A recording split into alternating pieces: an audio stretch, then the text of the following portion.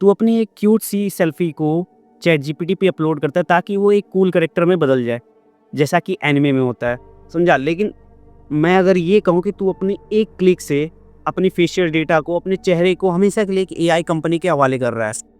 Cyber experts और tech experts चिल्ला-चिल्ला के बोल रहे हैं और ये बातें तुम्हारे दिमाग को हिला देंगी। तो वीडियो को स्किप मत करना, वीडियो को लास्ट तक देखो और तुम्हें ये घिबली स्टाइल इमेजेस का रियल ट्रुथ पता चल जाएगा। बात ये है यार, चैट जीपीटी का जो नया अपडेट है, यानी उसका जो नया टैलेंट है, जैसे कि फ्री यूजर्स मैं और तुम, हमें अपनी फ़ोटोज़ को घिबली इमेजेस में ट्रांसफ़ॉर्म करने को देता है। लेकिन इससे हुआ ये कि इससे टिकटॉक के लड़के-लड़कियों से लेके इंस्टाग्राम के बड़े से बड़े इन्फ्लुएंसर तक इस ट्रेंड में जा चुके हैं, सब ट्राई करना चाहते हैं इस ट्रेंड को। लेकिन जो टेक एक्सपर्ट्स बोल रहे हैं कि हम जो अपनी इमेजेस को दे रहे हैं चैट जीपीटी को घिबली इमेजेस में ट्रांसफ़ॉर्म करने के लिए, उससे चैट जीपीटी अपने डेटा मॉडल यानी अपने एआई को ट्रेन कर रहा है।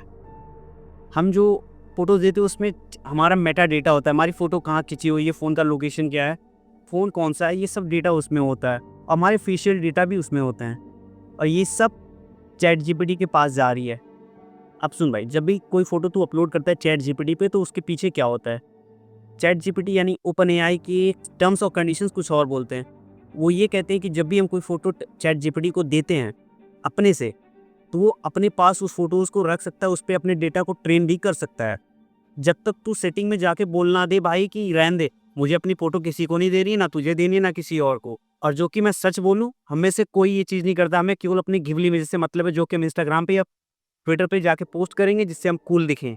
मतलब तेरी शक्ल चैट जीपीटी को इंसानों की कॉपी करने में मदद कर सकता है। और मज़ेदार बात ये है कि अगर कभी चैट जीपीटी यानी ओपन एआई के डेटा में ब्रीच हुआ, तो उसकी डेटा कहाँ गई, कहाँ नहीं गई, ये सब हमें पता नहीं चलेगा और इससे ये भी हो सकता है कि जो डेटा हमारे पास से चैट जीपीटी के पास से गई है, उसका कोई और यूज़ करके, जैसे कि डीपफेक आपने सुना ही होगा, बहुत सारे मामले भी आ चुके हैं। रियल और फेक में समझ में नहीं आता कुछ, तो हमारे डेटा का अलग-अलग तरीके से यूज़ किया जा सकता है। अब सोच, अगर ऐसा हो जाए कि तेरा फेस या तेरा चेहरा किसी डेटा चोरी में फँस जाए और स्कैमर या फ्रॉड जो भी हो, उससे ही तुम्हारे चेहरे से तुम्हारी नानी को ही फँसा ले या नानी को ही तुम्हारी फ्रॉड कर दे।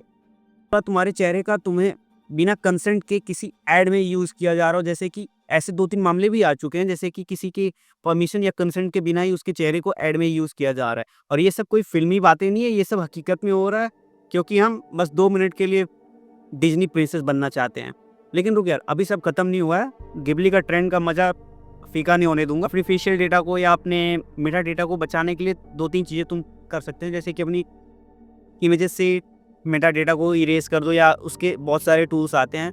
और दूसरा, अपने फेस की जगह पे हो सकता है तो अपने पेट की इमेजेस को यूज़ करो। बिल्ली का फ़ोटो डाल दो और सच बोल रहा हूँ, इससे एनिमे वाली फुल वाइब आएगी, एकदम मस्त। बात ये है कि अगर हम थोड़ी-सी अकल अगर लगाएँगे तो हमसे या डेटा प्राइवेसी साइबर थ्रेट से बच सकते हैं। बोल भाई, अभी भी अपनी सेल्फी डालने का प्लान है गिबली इमेजेस को बनाने का? तो अगर प्लान है तो कमेंट में ज़रूर बताओ कि भाई तुम बनाने वाले हो, हमें ये फेशियल डेटा या फेशियल चोरी से कोई फ़र्क नहीं पड़ता। लाइक मार दो अगर आज कुछ अजीब सीखने को मिला, और चैनल को सब्सक्राइब कर लो, अगली बार किसी और एआई का भांडा फोड़ेंगे।